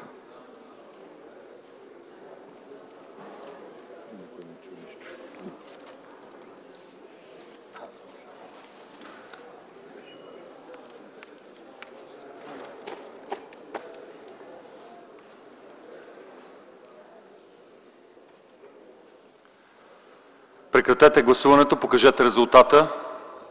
Гласували 100 народни представители: за 89, против 1, въздържали се 10. Предложението е прието. Параграф 40. Комисията подкрепя текста на вносителя за параграф 40, който става параграф 64. Има ли желание за изказване? Няма. Подлагам на гласуване параграф 40.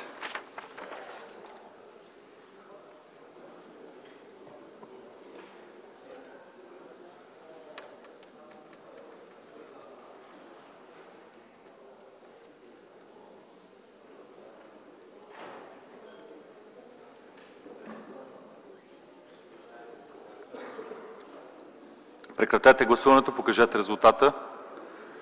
Гласували 91 народни представители: за 78, против 1, въздържали се 12. Предложението е прието. Параграф 41. Комисията подкрепя по принцип текста на вносителя и предлага следната редакция на параграф 41, който става параграф 65. Параграф 65. В чл. 102 се правят следните изменения и допълнения. 1. В ал. 3 се създава т. 7. 7. Такса за издаване на удостоверение за вписване в регистъра по чл. 125к. 2. Алинея 4 и 5 се изменят така. Алинея 4. Размерът на първоначалната лицензионна, съответно регистрационна такса, се определя съобразно необходимите административни разходи по подготовката и издаването на лицензията, съответно регистрацията. Алинея 5. Размерът на годишната такса се определя съобразно необходимите административни разходи на Съвета за електронни медии за надзора по спазването на условията за предоставянето на услугите по този закон въз основа на следните критерии. 1. Брой на регистрираните жители, които могат да бъдат обслужени от лицензираната регистрираната услуга или услугата по чл. 125ж. 2. Териториален обхват на услугата. 3. Вид на услугата. Постъпили са предложения от народните представители Даниела Петрова и група народни представители. Комисията по принцип подкрепя предложението. Прощавайте, това е за параграф. Комисията предлага... Моля? Това е... Вие трябваше да спрете параграф 41. Трябваше да спрете до... Параграф 41. Така. Има ли желание за изказване на народните представители?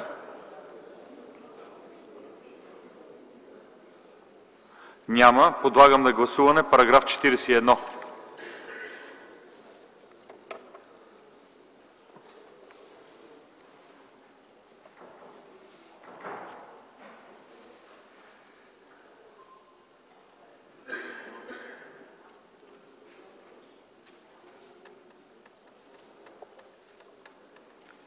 Прекратете гласуването, покажете резултата. Гласували 92 народни представители: за 78, против 1, въздържали се 13. Предложението е прието. Предложение от народните представители Даниела Петрова и група народни представители. Комисията подкрепя предложението и предлага да се създаде параграф 66. Параграф 66. В чл. 105 се правят следните изменения. 1. В алинея 4 т. 7 се отменя. 2. Алинея 7 се отменя. Желание за изказване? Няма. Подлагам на гласуване новосъздания параграф 41а. Моля народните представители да гласуват.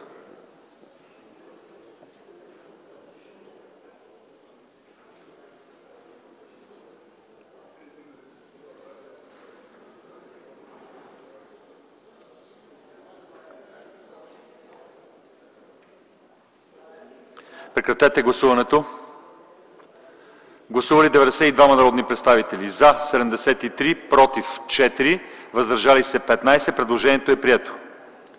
Параграф 42. Комисията подкрепя текста на вносителя за параграф 42, който става параграф 67. Желание за изказване? Няма. Моля народните представители да гласуват параграф 42.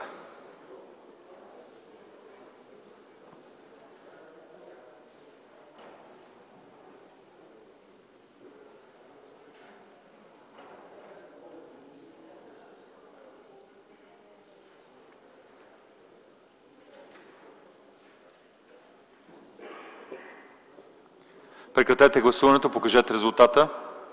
Гласували 92 народни представители: за 77, против няма, въздържали се 15. Предложението е прието. Параграф 43. Комисията подкрепя текста на вносителя за § 43, който става § 68. Желание за изказване? Няма. Подлагам на гласуване § 43. Моля народните представители да гласуват.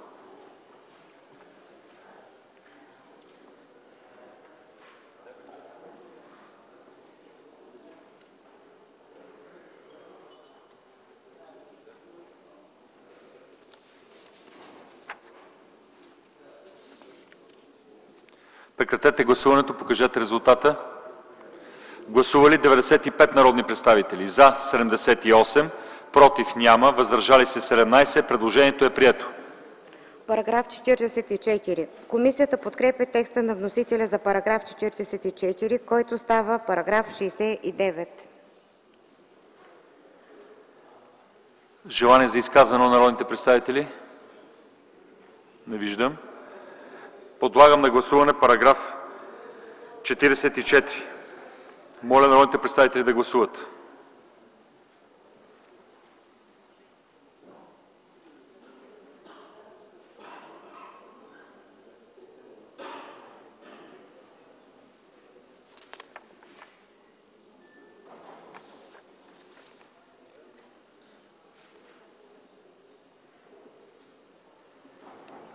Прекратете гласуването. Гласували 98 народни представители: за 82, против няма, въздържали се 16. Предложението е прието. Комисията предлага да се създаде § 70. „§ 70. В чл. 116д се правят следните изменения и допълнения: 1. В ал. 1 думата електронна съобщителна мрежа се заменя с електронни съобщителни мрежи. 2. В ал. 3 в текста преди т. 1 след думата лицензирани се добавя радио и/или. Желание за изказване? Няма. Моля народните представители да гласуват.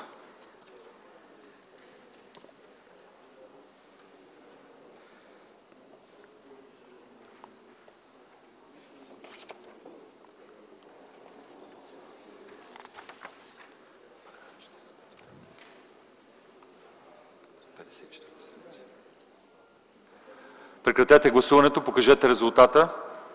Гласували 97 народни представители: за 81, против няма, въздържали се 16. Предложението е прието. Параграф 45. Комисията подкрепя по принцип текста на вносителя и предлага следната редакция за § 45, който става § 71. „§ 71. В чл. 116е се правят следните изменения: 1. В ал. 1 думите „електронна съобщителна мрежа” се заменят с „електронни съобщителни мрежи”.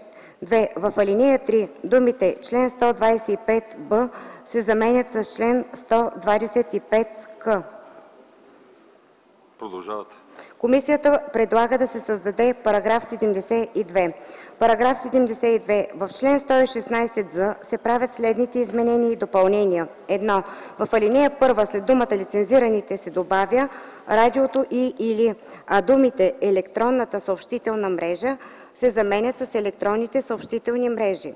2. В ал. 3 след думата лицензираните се добавя радио и/или. 3. В ал. 4 думата мрежата се заменя с мрежите. Желание за изказване от народните представители? Няма. Подлагам на гласуване § 45. Моля, гласувайте.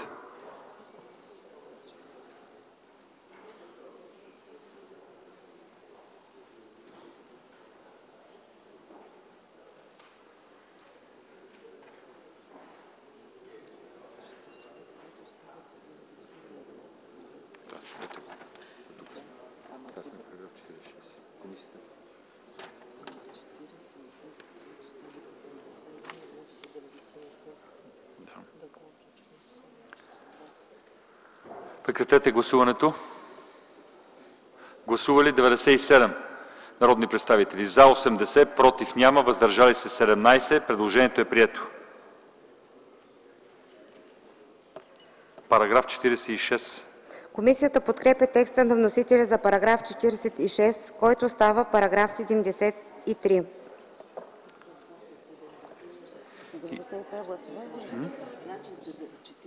Става 71. Да. За протокола 45, който става 71. А 70... е нов параграф. Значи параграф 72 го подлагаме сега на гласуване. Моля народните представители да гласуват.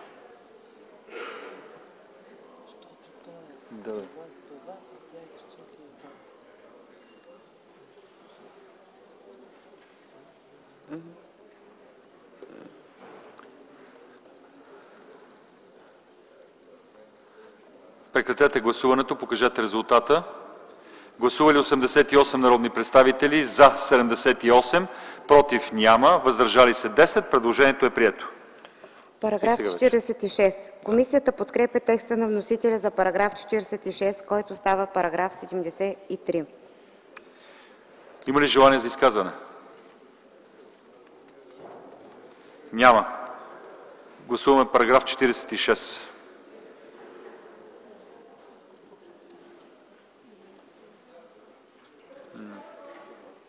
73. Който става параграф 73. Добре.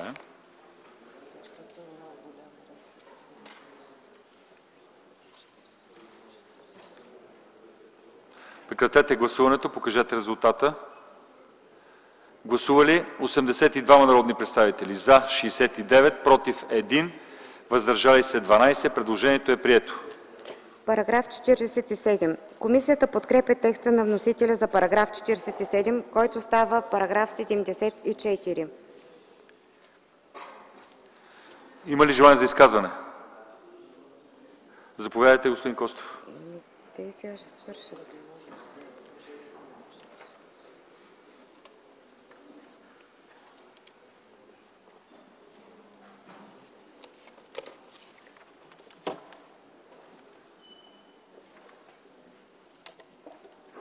Господин председател, за съкращаване на времето предлагам да се постъпи така, както докладват други председатели и докладващи, а именно всички параграфи, по които няма предложения и по които е ясно, да се поставят наведнъж на гласуване, да се попита залата има ли изказвания, за да съкратим времето.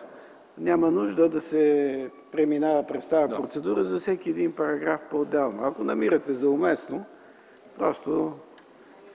Благодаря ви, господин Костов. Тук можеше и следващия параграф да бъде зачетен. В случая зачетете и следващия. 48. Тогава, който става 75, няма предложения. Параграф 48. Комисията подкрепя текста на вносителя за § 48, който става § 75. Благодаря. Сега подлагам на гласуване параграф 47, който става 74, и параграф 48, който става 75. Моля народните представители да гласуват.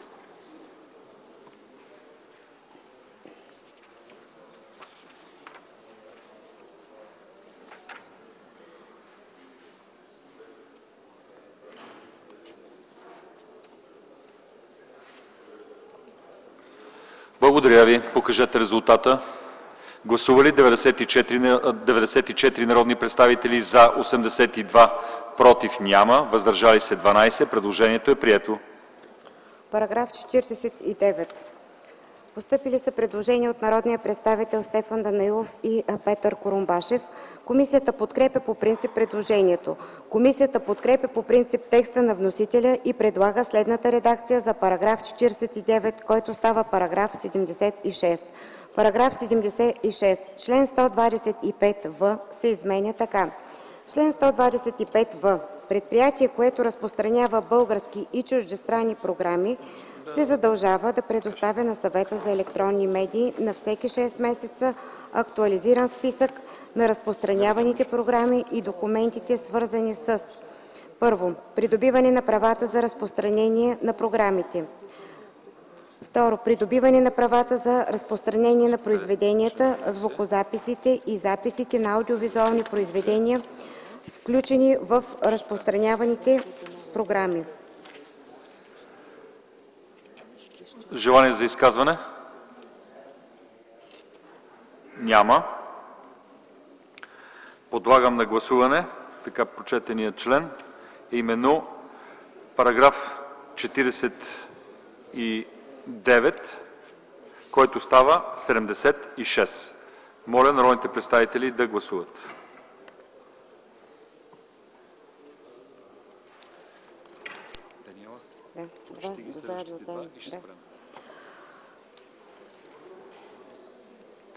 Прекратете гласуването, покажете резултата. Гласували 95 народни представители: за 90, против няма, въздържали се 5. Предложението е прието. Параграф 50. Комисията подкрепя текста на вносителя за параграф 50, който става 77, и параграф 51.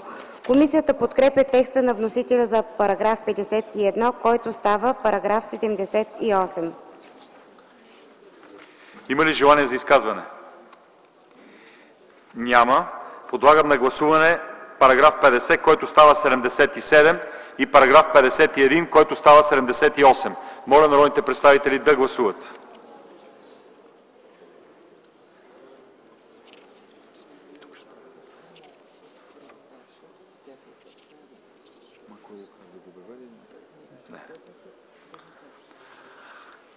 Благодаря ви. Моля, покажете резултата. Гласували 87 народни представители: за 79, против няма, въздържали се 8. Предложението е прието. Тук ще направим пауза. Обявявам 30-минутна почивка. В 11:30 ще продължим.